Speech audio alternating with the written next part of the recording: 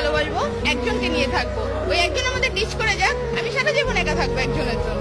আমরা ওয়াদা করেছিলাম যে আমরা একে অপরকে ছাড়া বিয়ে করব না, কিন্তু সে বিয়ে করে ফেলেছে এবং তার পরবর্তী কোনো প্রতিকারও নাই। সেই জন্য আমি বলছি যে কেন সে এই ওয়াদাটা ভঙ্গ করলো, কেন সে আমাদের মধ্যে যে চুক্তি ছিল সেই চুক্তি ভঙ্গ করেছে। আপনি সেই কারণে চিরকুমার রয়ে গেলেন।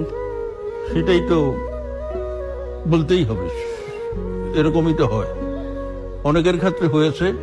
যাযাবর তার দৃষ্টিপাতে লিখেছে পুরুষেরা অনেক মেয়ের সঙ্গে প্রেম করে আজীবন অবিবাহিত রয়েছে, কিন্তু কোন মেয়ে প্রেম করে কোনোদিন প্রেম ভঙ্গ হলে অবিবাহিত থাকে নাই, তারা আরেকটাকে বিয়ে করে ফেলেছে। মেয়েরা অন্য একজনকে বিয়ে করে ফেলে, কিন্তু পুরুষদের অনেকে অবিবাহিত থাকে। আমি সেই পুরুষ যে প্রেম করে প্রেম ভঙ্গ হয়ে যাওয়ার পরে অবিবাহিত রয়ে গেল।